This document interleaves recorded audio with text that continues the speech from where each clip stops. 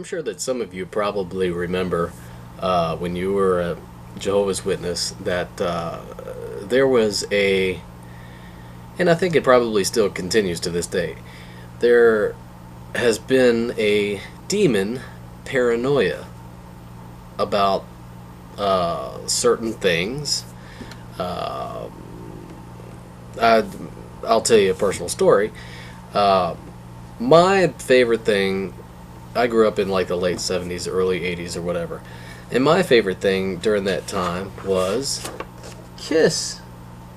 I loved Kiss. But yet, I wasn't allowed to have any of their albums or anything like that because they were demonized. Oh my goodness. And I'll never forget, someone had lent my sister this album, Kiss Love Gun. And if my memory serves me right, my mom freaked out. But I love that album. Oh my goodness, I couldn't get enough of it because Kiss was really popular back then. Then there was a TV movie that came on, Kiss Meets the Phantom of the Park. I'll never forget that. I mean, I just waited for like weeks for that thing to come on and finally watched it, and my mom freaked out again because at a circuit assembly one time, there was a elder giving a talk, and he said he was talking about various musical groups. Kiss was one of them, and he said that Kiss stood for Knights in Satan's Service. This is an urban legend. It is not true whatsoever. I did research on it. Kiss was a band that just, they were a rock band, and they came up with the whole gimmick of putting the makeup on, the costume, all that, and they made a heck of a living out of it. You got to give it to them. I mean, granted, they did look kind of freaky and wacky, but you know what? It was a good gimmick, and they made a lot of money at it. And I'll never forget this. I think it was that same circuit assembly that they had. They played Queen's "Another One Bites the Dust" backwards, and I forget what it said exactly. It said something like something about smoking marijuana. Decide to smoke marijuana or something like that. I forget what it was, but it was just like a fear tactic. But you know what? You can pretty much do that with any song if you play it backwards. You'll be able to hear something. There were some Beatles tunes that you could do the same thing with. Led Zeppelin, Stairway to Heaven. But my whole point is that Witnesses. I think it was primarily around the 70s and 80s that Witnesses were like demon paranoid about almost like everything. And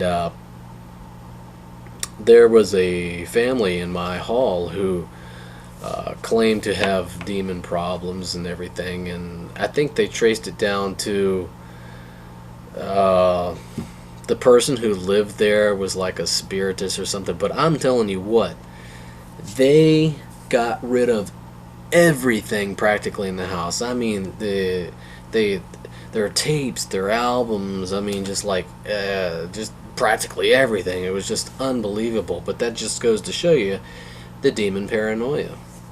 Now, I'm not saying that I don't believe in it or anything like that. I'm just saying that this is the point I want to try to make, is that when you think that a religion that claims to have the truth and is protected by the Most High God, that demons wouldn't even come near people of that religion. Wouldn't you think so? It puzzled me for the longest time, wondering that. I'm thinking to myself, no, we're witnesses, but yet we're being possessed, not possessed, but like, demons are bothering us or something like that.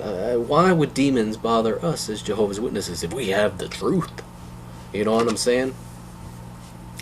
So that was what I was trying to get at, is that it's just a demon paranoia with Jehovah's Witnesses, and I think it always has, and I think it probably always will be. The one case in point is the Sparlock thing, the Sparlock figure, whatever. The mother freaked out because it's a magical figure, and Jehovah doesn't like magical figures or anything to do with magic. So it just goes to show you the type of paranoia that has been carried over from the governing body into that video, into families, and then into like children or whatever. So now it's that's how it's going to be, I guess, from here on out. And I thought it was bad back then, but apparently it's still bad. This paranoia of like things being demonized or whatever. But I just thought I would like share this with you guys. I didn't know if like some of you could probably relate to this. I would mention the Smurf thing, but we all know about the Smurf story. So there's a lot of stories out there that I'm sure everybody has. There's a couple more, but I would be here all night if I like shared some of them with you. But I just thought that I would mention this personally as far as like Kiss. It's one thing that I liked as a kid, and it was really frowned upon. But one thing that I also wanted to mention was back then there were ones who were paranoid as far as like things that they didn't want their children watching on TV. There was one family in particular, I'm telling you what, the mother and father were so strict on these children, they would not let them watch almost anything. Now, let me tell you, when I grew up, things to watch was Scooby-Doo, He-Man, the Thundercats, the Incredible Hulk with Bill Bixby used to come on Friday nights. Dukes and Hazzard and the Incredible Hulk used to come on Friday nights. And this, I remember I went to go spend the night at this family's house, and man, I just had to watch the Incredible Hulk.